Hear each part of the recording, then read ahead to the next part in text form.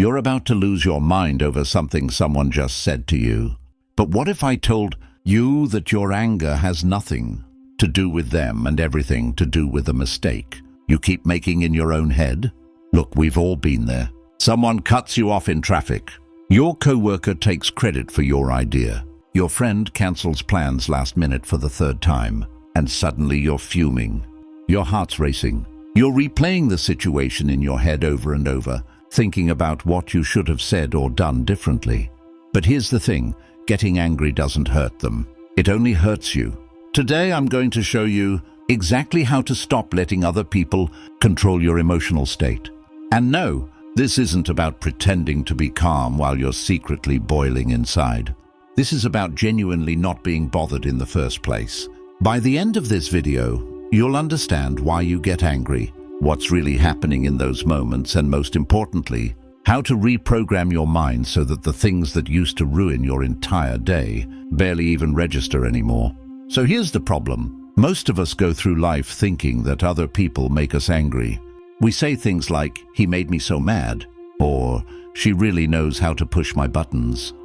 But think about that for a second. If someone really had the power to make you angry, that would mean they have direct access to your emotions. They'd basically be controlling you like a puppet. And that's exactly what's happening when you give them that power. The Stoics figured this out thousands of years ago. Marcus Aurelius, one of the most powerful men in the world at the time, wrote in his personal journal that people can't hurt you unless you let them. He said that when someone insults you or wrongs you, they're not actually doing anything to you. They're just doing something. Your reaction to it is completely separate. And that reaction is the only thing you actually control. Let me break this down even more. When someone says something rude to you, what actually happens? Sound waves hit your ear. Your brain processes those sounds into words. Then your brain assigns meaning to those words. Then your brain decides how to feel about that meaning. Then your brain creates a physical response. Maybe your face gets hot. Your jaw clenches, your stomach tightens. All of that happens inside you. The other person just moved their mouth. Everything else? That was you. Now I know what you're thinking. This sounds like I'm saying you should just let people walk all over you. That's not what this is about at all. There's a huge difference between being a doormat and being unshakable. A doormat has no boundaries and lets people treat them however they want. An unshakable person has clear boundaries but doesn't lose their peace over other people's behavior. They can stand up for themselves without getting emotionally hijacked. So how do you actually become that person? How do you stop getting angry when someone disrespects you or does something that goes against what you think is right? It starts with understanding what anger really is. Anger is almost always a secondary emotion. Underneath it, there's usually something else. Fear, insecurity, hurt, embarrassment. Think about the last time you got really angry at someone. What were you actually afraid of or protecting? Maybe someone criticized your work and you got defensive. Were you angry at them, or were you afraid they might be right? Maybe someone broke a promise and you felt betrayed. Were you angry at them, or were you hurt because you expected them to value you the way you value them? When you start looking at anger this way, you realize it's usually not about the other person at all. It's about your own unmet expectations and unexamined fears. Here's something the Stoics talked about constantly. Your expectations are the root of your suffering. When you expect people to act a certain way, you're setting yourself up for disappointment. Not because people are terrible, but because people are human. They have their own problems, their own perspectives, their own ways of seeing the world. And most of the time, when someone does something that bothers you, it has way more to do with what's going on in their life than it does with you. Think about it. When you're stressed or tired or dealing with personal stuff, you're probably not your best self either. You might be short with people. You might forget things. You might not show up the way you normally would. But in those moments, you're not trying to hurt anyone. You're just struggling. The same is true for everyone else. That person who was rude to you at the coffee shop, maybe they just found out they're losing their job. That friend who flaked on you, maybe they're dealing with anxiety they haven't told you about. Most bad behavior isn't personal. It's just people being messy humans. Now here's where this gets really practical. The Stoics had this exercise they did. Whenever something bothered them, they'd ask themselves, is this something I can control? If the answer was yes, they'd focus on what action to take. If the answer was no, they'd let it go completely, not suppress it. Not pretend it didn't happen, actually let it go because there was no point in holding on to it. Let's apply this. Someone insults you. Can you control what they said? No. Can you control what you do next? Yes. So instead of spending energy being angry about what they said, you put that energy into deciding how you want to respond. Maybe you choose to calmly tell them that comment was out of line. Maybe you choose to walk away because engaging isn't worth your time. Maybe you choose to realize they're having a bad day and not take it personally. The point is, you're acting from a place of choice, not reaction. This is important. When you react out of anger, you're basically giving away your power. You're letting external circumstances dictate your internal state. But when you respond from a place of calm, you stay in control. You get to decide what matters and what doesn't. You get to decide what deserves your energy and what doesn't. That's real power. But okay, I know this all sounds great in theory. In the moment, when someone's really getting under your skin, how do you actually stay calm? Here are some specific things you can do. First, pause. Literally just pause before you say or do anything. Take a breath. Count to 5 in your head. This gives your thinking brain a chance to catch up with your emotional brain. In that pause, you can ask yourself, will this matter in a week, a month, a year? Most of the time, the answer is no. And if it won't matter later, why let it ruin your peace now? Second, get curious instead of furious. Instead of immediately judging the person or situation, try to understand it. Why might they have done that? What might be going on for them? This doesn't mean making excuses for bad behavior. It just means recognizing that everyone's fighting battles you don't know about. When you approach situations with curiosity, it's way harder to stay angry. Third, remember that your peace is more valuable than being right.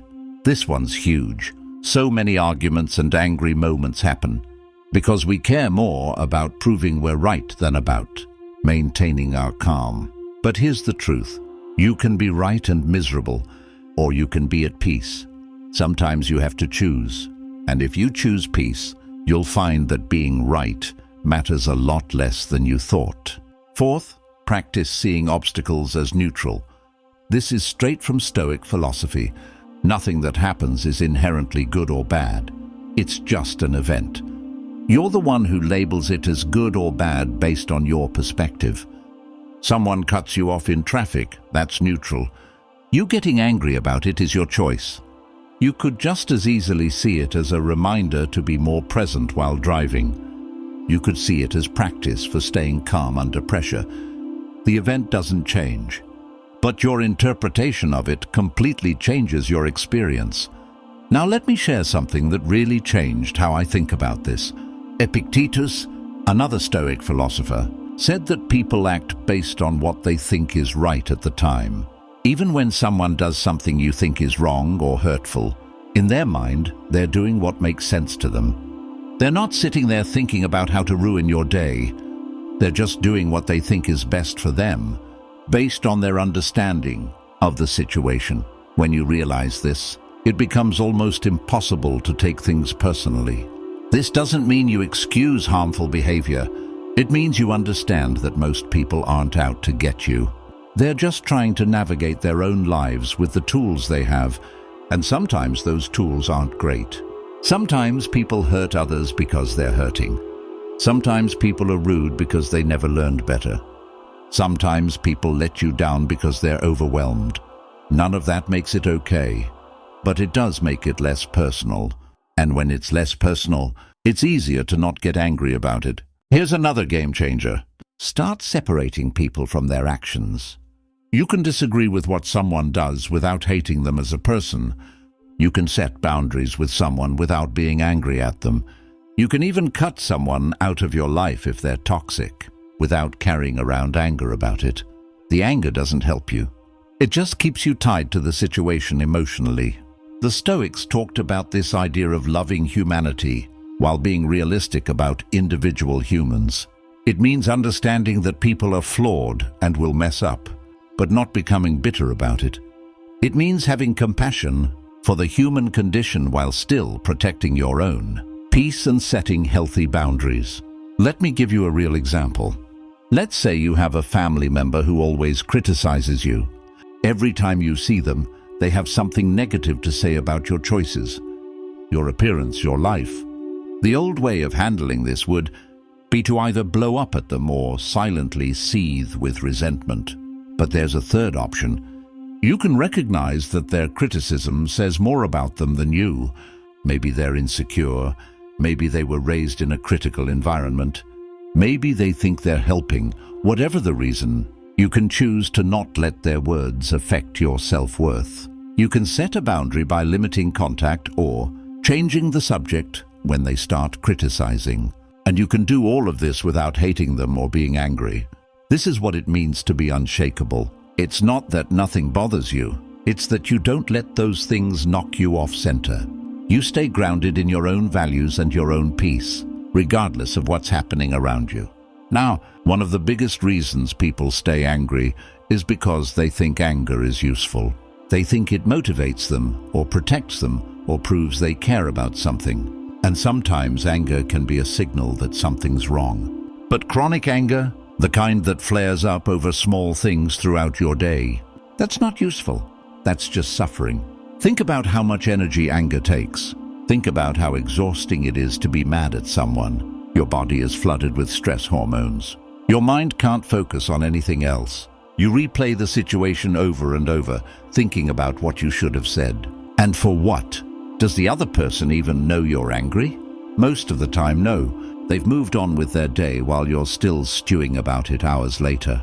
You're basically punishing yourself for something someone else did. The Stoics would say that's irrational, and they'd be right. Why would you voluntarily make yourself miserable over something you can't change? It doesn't make the situation better. It doesn't teach the other person a lesson. It just makes you feel worse. So what's the alternative? Acceptance. Not acceptance in the sense of giving up or saying everything's fine when it's not. Acceptance in the sense of acknowledging reality as it is, not as you wish it would be. Here's what that looks like practically. Something happens that you don't like. Instead of immediately resisting it and getting angry, you acknowledge it. You say to yourself, okay, this happened. I don't like it, but it happened. Now what can I do about it? Maybe you can fix it. Maybe you can learn from it. Maybe you can just move on from it. But you're not wasting energy fighting reality. You're working with reality. This is probably the most powerful mindset shift you can make. Most of our anger comes from wanting things to be different than they are. We want people to act differently. We want situations to work out differently. We want life to be fair, but life isn't fair. People don't always act the way we want them to. Situations don't always work out, and the more you resist that, the more you suffer. When you accept that life includes disappointment, betrayal, rudeness, and all sorts of other unpleasant things, you stop being shocked when they happen. You stop taking them so personally. You build resilience, and that resilience is what allows you to stay calm and unbothered, even when things aren't going your way. Let me share one more Stoic principle that ties all of this together. It's called the view from above. Basically, it's the practice of zooming out and seeing your situation from a bigger perspective. When you're in the middle of a frustrating situation, it feels huge. It feels like the most important thing in the world. But if you zoom out, you realize it's actually pretty small in the grand scheme of things. Imagine looking at your life from a distance. You see yourself getting angry about something. Now zoom out further. You see your city, your country, the planet, the universe. In that context, does this thing you're angry about really matter? Does it change anything significant? Usually not. This isn't about minimizing your feelings. It's about putting them in perspective so they don't consume you. So here's what all of this comes down to. You can't control other people. You can't control what happens to you, but you can absolutely control how you respond. And that response is what determines your quality of life. You can go through life constantly angry and bothered by people, or you can develop the mindset and skills to stay calm and at peace regardless of what anyone does. The choice is yours, and it really is a choice, even though it might not feel like it right now. The more you practice these principles, the more natural they become. Start small. The next time someone does something that would normally bother you, pause. Take a breath. Ask yourself if it's worth your peace. Choose your response instead of just reacting. Do this enough times and you'll notice something shift. The things that used to ruin your day just won't hit the same anymore.